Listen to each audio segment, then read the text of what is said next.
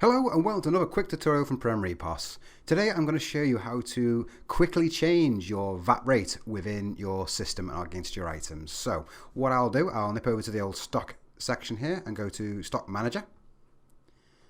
Okay, what I would recommend to do is go into layout first, just to make life a bit easier for you, and then add the tax rate column into this section here, just so you can visually see it. And you just do that by clicking add and adding the actual tax rate there, like so. Press accept. I've already done it, but that's just a nice, easy thing to see, just so you can see it. So if I just go a quick search, right, this is only a small database.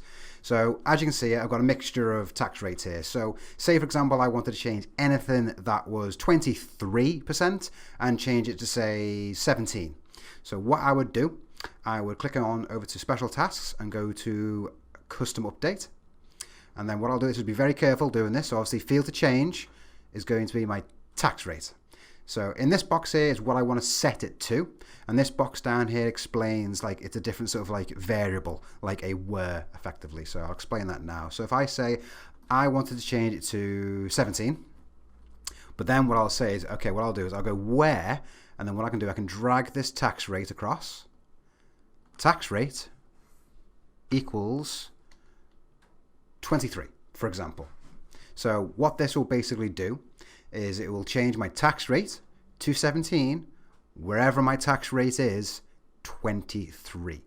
Now obviously technically you can do this by selected products only, which is generally more recommended if you want to do bulk of certain items. So you can actually just select items and do it that way, but say if you want to do the whole lot of it, you swipe that across and it gives all products within system. So what that will basically say is all products within system that has a tax rate of 23, please now change it to 17.